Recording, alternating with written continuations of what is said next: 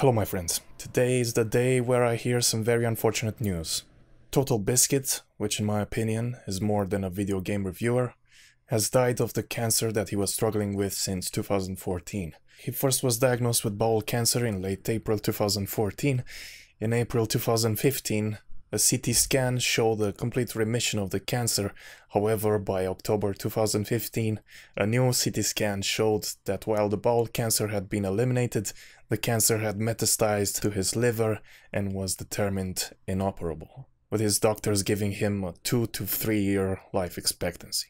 Despite all the health problems, he has continued to make videos, get involved in podcasts, and just been very active in the gaming community. In his videos, he was not afraid to call out companies when they tried to scam people with, for example, out-of-place microtransactions, or when they pushed unfinished clumsy material on the market. He was also not afraid to talk during the whole Gamergate movement. He wasn't staying low profile on the subject of feminists influencing the gaming landscape negatively, and he was a proponent of ethics in gaming journalism. A lot of assholes expressed on Twitter today how they are happy that he died, and that's hours after this information was made publicly.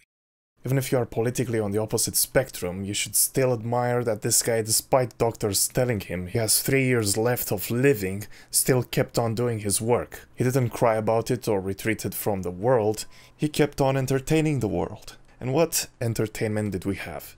It was more than that. In my opinion, he revolutionized game reviewing. He was one of the first to do it, and he made it almost like an intellectual art form. In a world where YouTube is filled with superficial YouTubers, which only methods of attracting viewers is to fake positivity, have obnoxious reactions, and overall act like a full retard on camera, this channel, Total Biscuit, it may sound like not such a serious name, but the channel was of very high standards. His WTF series was flawless.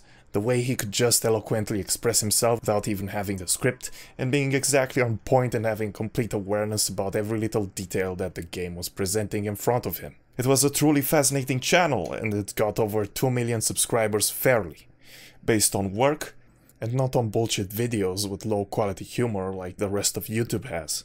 It is quite admirable what type of channel he had. If I was to name 2 videos of his, I would go for the Deus Ex video posted 7 years ago as a celebration for his 250,000 subscriber mark.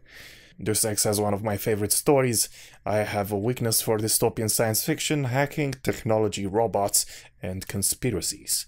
I think that such dystopias can be very likely possible futures that we should be careful not to enter in the real world.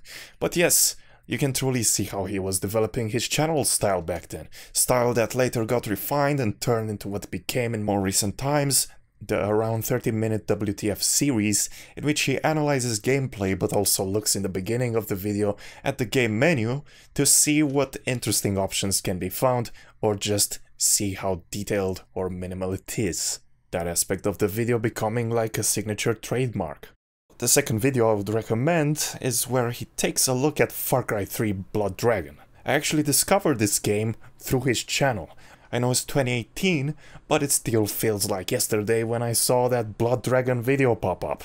Blood Dragon is now one of my favorite games of all time.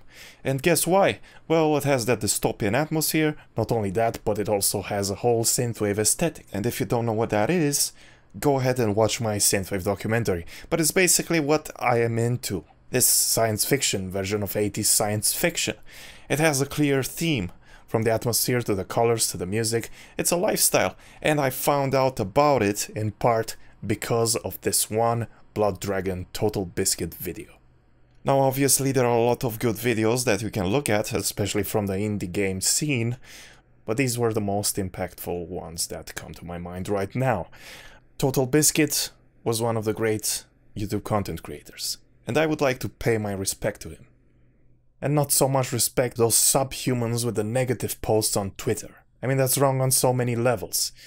Another thing to respect at Total Biscuit is how he said one time that because he has so many subscribers, he feels that he has a big responsibility about what games he talks about, because even negative promotion is still promotion, and people will end up buying those poorly developed games just out of curiosity. I myself get emails from indie companies to do reviews of their games.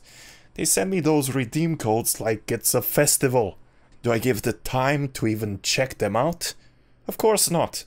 Most of these games are not even games, they are just spam and a waste of time. So I YouTube searched for some of these game titles to see if there are any YouTubers who fall for these traps. And it turns out there are a lot of them, usually teens with awkward presentations and channels. These people are happy that they get a free game and don't have to ask their parents to buy a new game for them to review on their pathetic channels. I don't want a free game.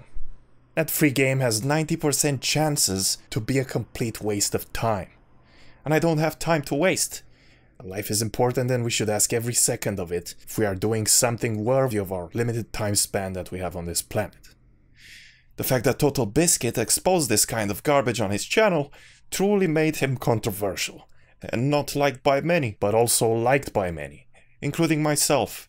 I liked his 30 minutes rants about the bullshit that happens in the video game world, and those rants will truly be missed. So what channel should I subscribe to now? It feels like most of YouTube is filled with fakers, and not only they are fakers, but they display content that requires only 2 brain cells to watch. And I'm not really about that life, so I guess maybe the answer is outside of YouTube. A friend of mine from Rec Network showed me a very interesting website with this guy who does some high quality in-depth reviews and with quality humor.